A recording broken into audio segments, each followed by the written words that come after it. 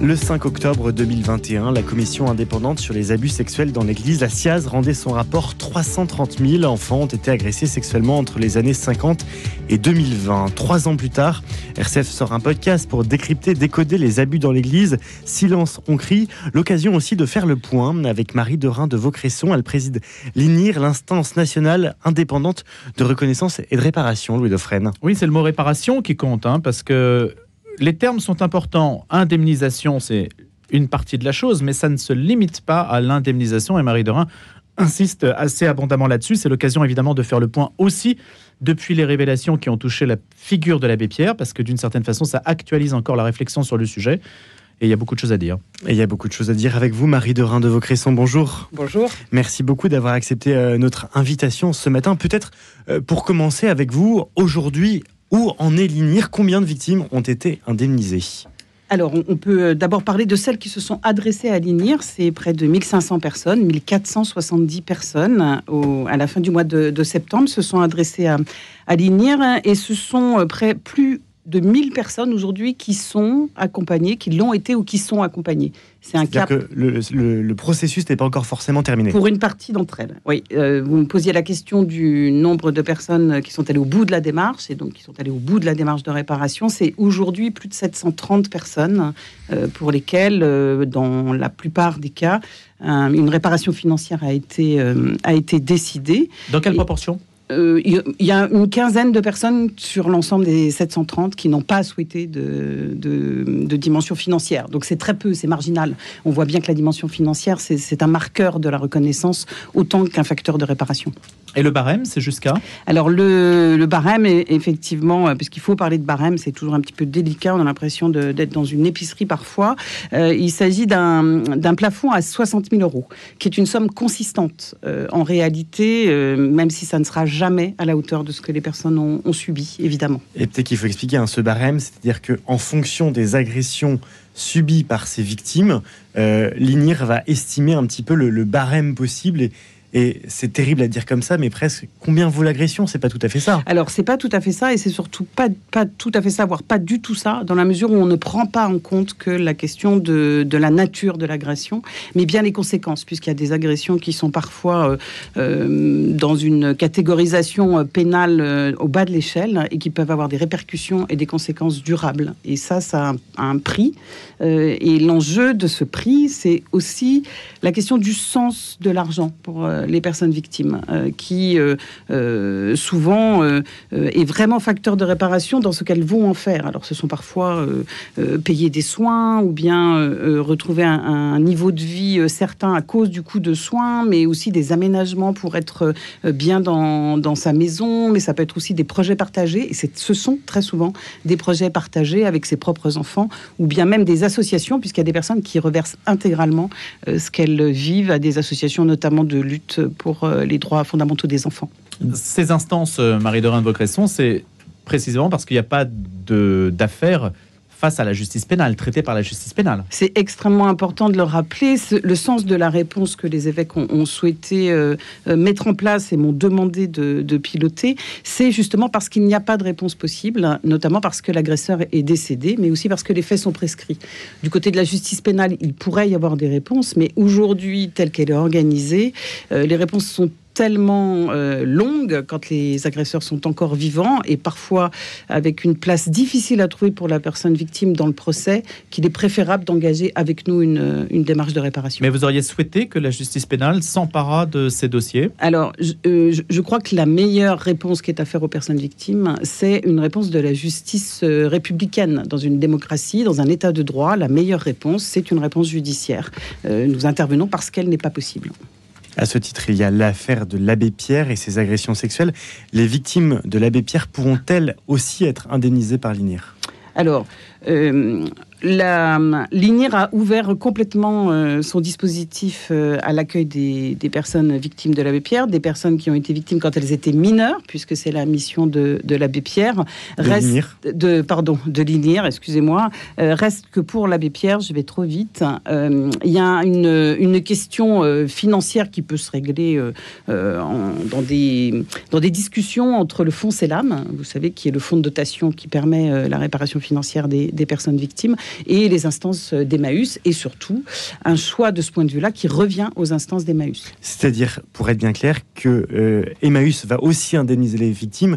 Et en fait, il faut savoir si les victimes seront indemnisées par l'INIR ou par Emmaüs. Alors, je ne sais pas ce qu'Emmaüs a l'intention de faire. En tout cas, ils ont annoncé vouloir indemniser les victimes. Voilà, en tout cas. Nous avons, en fait, aujourd'hui, la question est de monter un dispositif qui permette d'entrer dans une démarche d'indemnisation, de réparation financière des victimes. Y a-t-il des victimes de l'abbé Pierre qui vous avez déjà contacté ? Aucune ne nous avait contacté. Je ne suis pas surprise du tout, puisque l'une d'elles s'était adressée notamment à Véronique Margron, donc ça veut dire était accompagnée déjà pour faire advenir la vérité. Et puis, ce qui est à souligner, ce qui est extrêmement positif, c'est les conditions de prise en compte par Emmaüs de la parole des personnes victimes. C'est-à-dire que très rapidement, ils ont identifié qu'il y avait une difficulté et ils ont mis en place un dispositif qui a permis de recueillir cette parole de manière sécurisée, d'une part, puis dans un deuxième temps de faire un appel à témoignage. Et la question de l'appel à témoignage, c'est quelque chose qui est déterminant pour vraiment comprendre l'ampleur du nombre de personnes victimes quand un agresseur est mis en cause.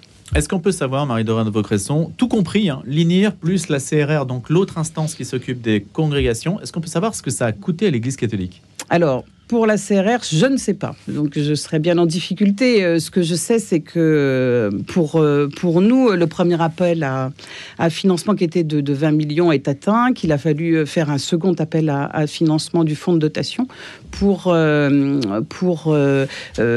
dorénavant satisfaire les décisions de réparation qui sont prises pour les personnes. Donc, on a dépassé les 20 millions. Oui, on a dépassé les 20 millions. Ce que je sais aussi, c'est que le budget de l'INIR correspond après 3 ans à peu ou prou 2 millions d'euros dépensés en termes de salaire, de loyer, qui est extrêmement cher, et de fonctionnement ordinaire d'une organisation qui aujourd'hui mobilise près de 40 personnes. Il y a 12 salariés, mais il y a 40 personnes qui collaborent à cette mission de reconnaissance. Mis à part les frais de fonctionnement, on est à combien ? On est à plus de 20 millions aujourd'hui. Et vous vous engagez, à votre avis, sur une somme à peu près équivalente ou ça va... Alors, on a déjà observé qu'il y avait une petite déclinaison. Pourquoi ? Parce que on a, dans l'analyse des profils des personnes qui se sont adressées à nous, observé que les situations que je vais qualifier de plus dramatiques, alors que toutes sont absolument dramatiques, se sont adressées rapidement à l'INIR. C'est-à-dire que depuis la première vague, ça a été de mars à septembre 2022. Depuis, on a 2 types de situations. Des situations qu'on pourrait qualifier avec des conséquences moindres dans la vie des personnes, donc avec des niveaux de réparation financière un petit peu inférieurs. Et puis quelques situations qui sont des réveils traumatiques actuels. Et là, on a, pour le coup, on revient à des profils qui sont plus variés. Dans la typologie des secteurs de l'Église, si je puis dire, qui sont concernés ou plus concernés par ce phénomène que d'autres, est-ce qu'il y a des angles morts, par exemple, du fait qu'il y a peut-être des trous dans la raquette entre la CRR et l'INIR et des histoires qui sont passées à travers ? Alors, parmi les choses qui sont difficiles et parfois aussi qui renforcent les conséquences, il y a ce que vous évoquez, les angles morts, ou en tout cas les personnes pour lesquelles la responsabilité des diocèses n'est pas identifiable immédiatement. Je veux parler de certaines communautés nouvelles qui toutes n'ont pas passé d'accord avec la CRR. Lesquelles ? Je ne fais pas de name and shame, mais...